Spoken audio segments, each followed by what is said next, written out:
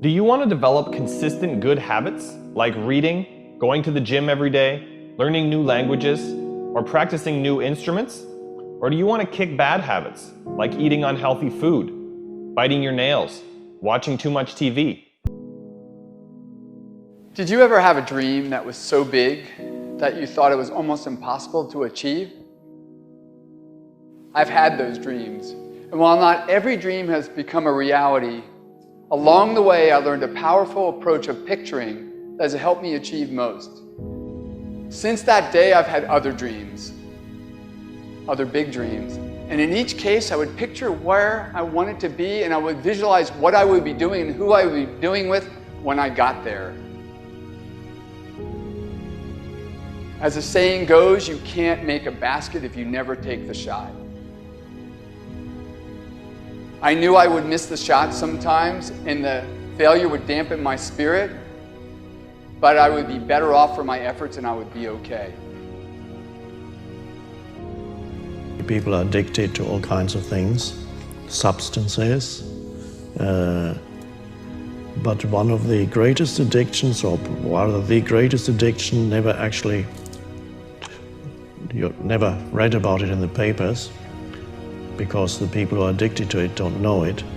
It's the addiction to thinking. It's actually addictive.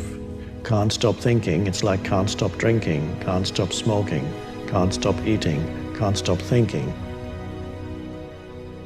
You have the option of taking it hard or taking it easy, of making the worst of it or making the best of it, of giving it your undivided attention, of giving it very little of your attention. You have more control over your focus than most of you have been exercising. And when you begin caring about how you feel more than everything else put together, so that you exercise your ability to focus upon things that do feel good, you begin to discover that in every particle of the universe there is that which is wanted and lack of it. My visualization has helped me achieve most of my goals. And what I learned along the way is it didn't take twice as much effort. It only took an extra 10%.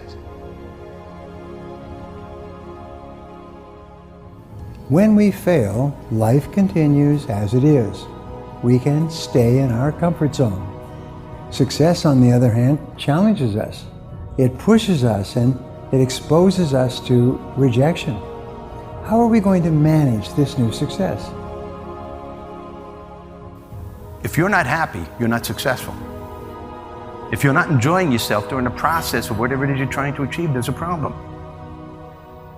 To me, the biggest disease on this planet is unhappiness.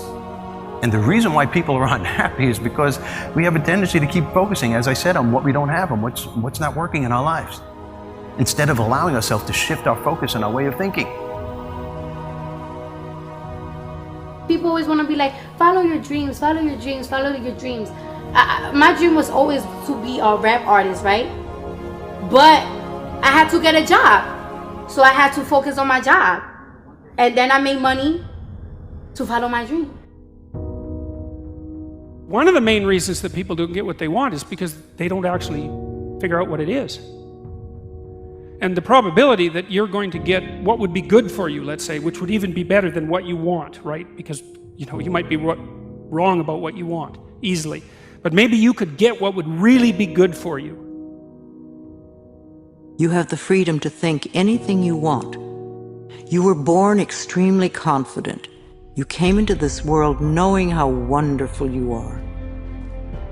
So choose new thoughts to think about yourself, and choose new words to tell yourself how magnificent you are, and that you deserve all the good that life has to offer. First thing in the morning and last thing in the evening, I want you to look into your eyes and say, I love you. I really love you.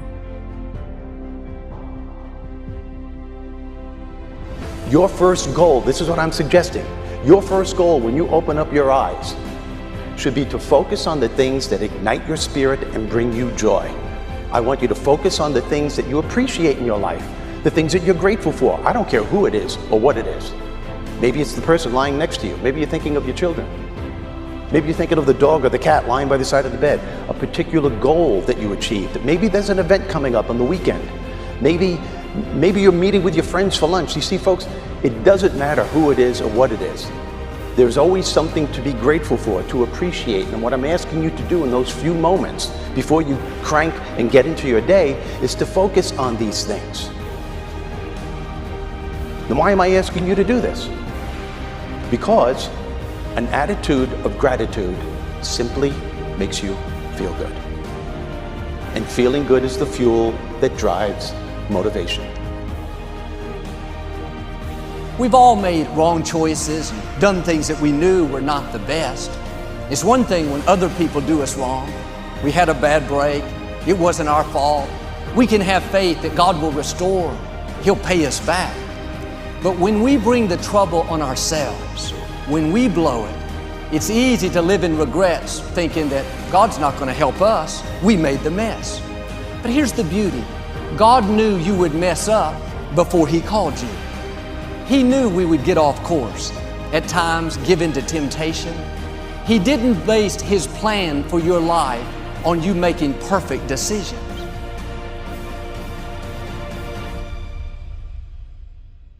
Through success, I represent the possibility of what you can achieve and what you can do with your life and your career.